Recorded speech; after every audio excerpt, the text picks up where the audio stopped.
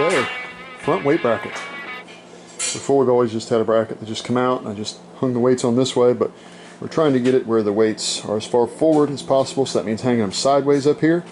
The rule, of course, is 60 inches from the center of the axle to the furthest most point. This here is 50, by the way, marked. So the plan is, these are my risers that come out of my bracket. And this may not be how everybody does it. The problem here is I want to get where I can drive the truck on the trailer with the weights on it, not hit the ramps. But yet I don't want it so high it looks stupid. It's going to be, so we basically have to err on the side of high. So anyway, plate's going to go across here, some gussets here, weights hung sideways in here like this, and then a big plate across the end that wraps around the sides. It'll kind of look like a weight bracket, have that traditional style to it. So anyway, we got a few guys back here welding for the bracket. I'm doing funner things, changing oil in the pump.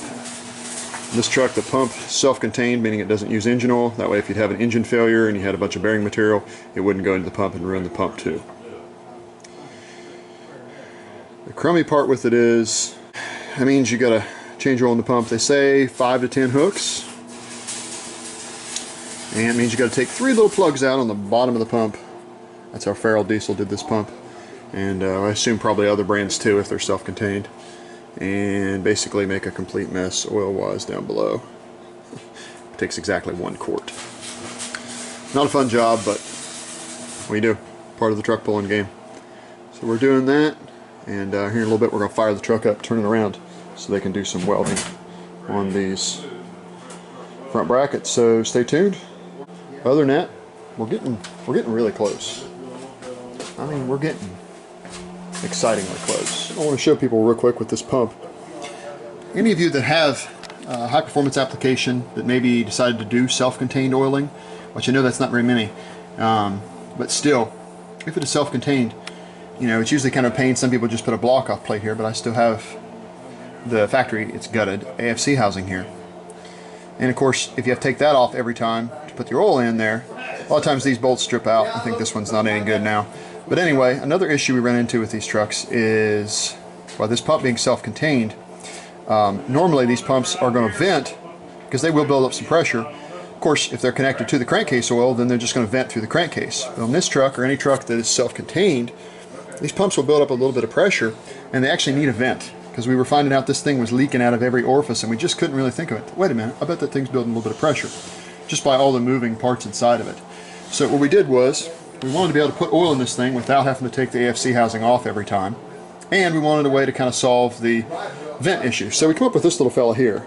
Found this online. I don't have a part number, unfortunately, but this is, of course, this goes on here like this. So now you can take this out. This is a vent, and now, granted not a big hole, but you use a really tiny funnel, and it's a really slow process, but you can pour oil in. Good.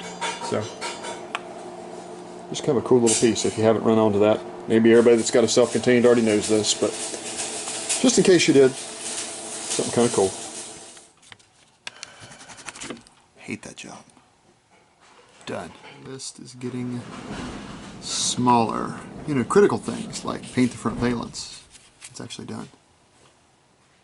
Oh, we're getting there. I didn't show before, but Rust-Oleum bumper and trim paint. Really nice stuff. Yeah, I know, critical things. It does look nice. Latest update.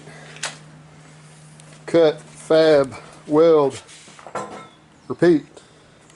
Grind some more. Alright, we've run into a little bit of an issue here. These center caps, caps weren't deep enough. So we had to cut the outer edge of this cap and then let the granite cap stick through. Versus that, not bad.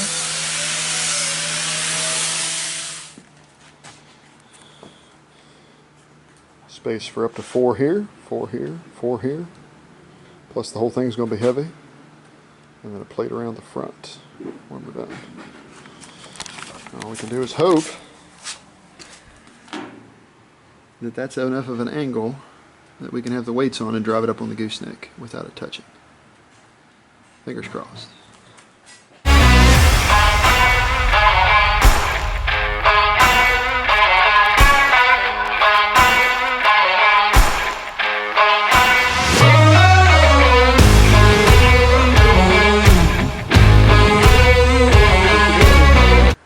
All welded up.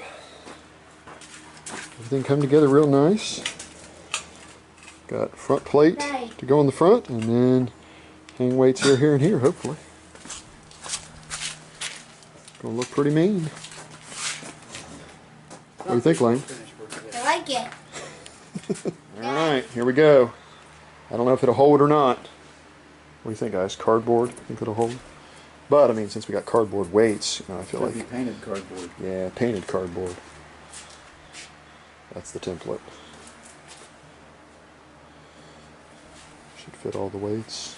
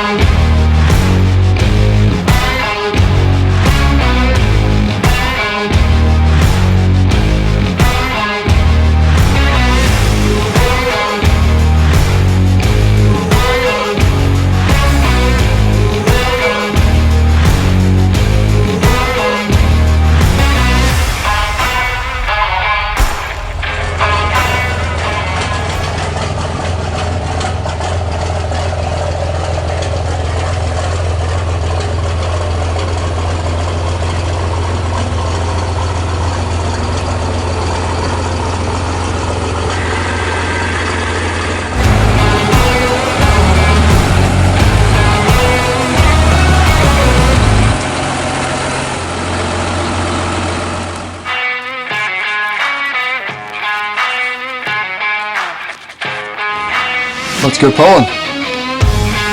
Alright, well, after a lot of work by a lot of people, it is ready. Well, as ready as we know how to make it.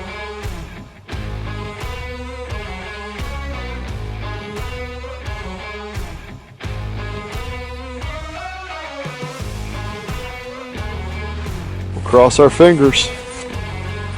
She does all right.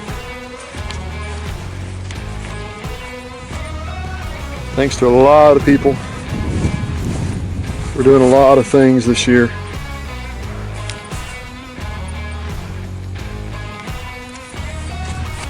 Here's why we do it, guys. Right there. And that's why we can do it.